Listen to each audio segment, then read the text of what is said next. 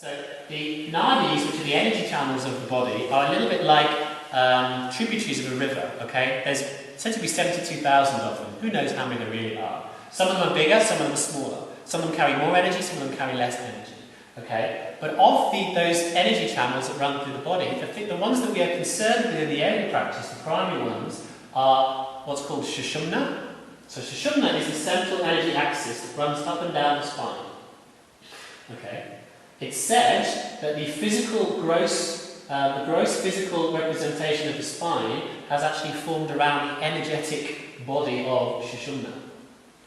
Okay? And there's a great deal of evidence to support that. And in fact, you can look at books in terms of photographs of birth, and you can actually see how that's happened. More of that in the workshop. So, Sushumna is the central column. Okay? Along the central column, there are certain energy gateways that we call chakras.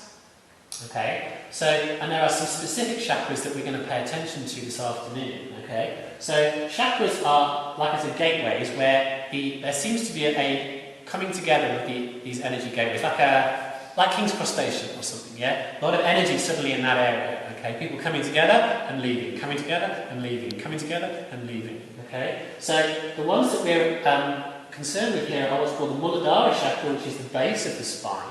Okay, this is at the tip of the coccyx. This is what's called the root chakra. Okay, this is often talked about as being the storehouse of prana, the storehouse of energy. Okay, it's the most primeval, grounding, fundamental chakra.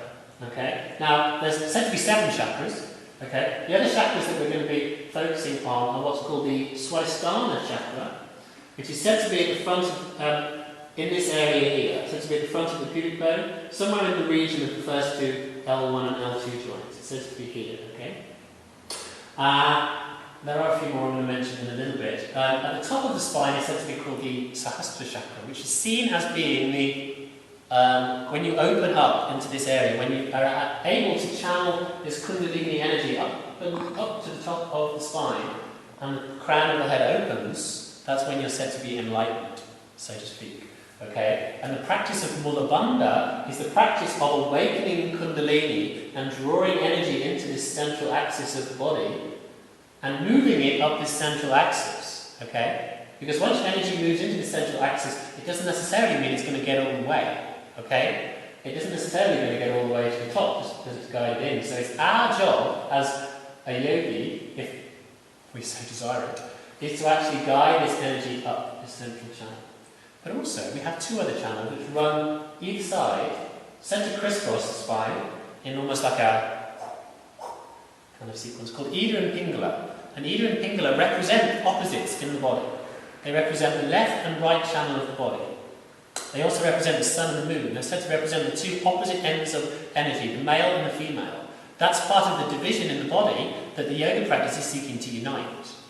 Okay? And that when the breath is equal and balanced in both of them, because energy is breath and breath is energy, when the Ida and the Pingala are flowing equally, it's said that energy will begin to be drawn into the central axis of the body. And that's when we talk about things like Kundalini awakening. Okay? So, Mula Bandha represents the conjoining of these energies. Okay? It represents the Prana and Apana being brought together and pressing together. Okay? So, to start with, Prana goes down and Apana comes up. When you exhale, energy goes down. When you inhale, energy comes up. Which is great, because you need that to balance. Okay? But the yoga practice says, if you turn on its head, that's going to become quite interesting. So, what happens if we begin to push prana down and draw apana up? Okay? Which is to say, when we inhale, we focus on grounding down, and when we exhale, we focus on lifting up. So that we actually turn the energies round and begin to press them together.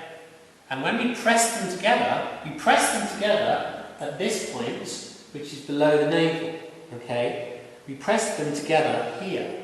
And it's said that if we press them together and we continue to press them together in the yoga practice, in the asana practice, in the pranayama practice, that eventually a spark will light up.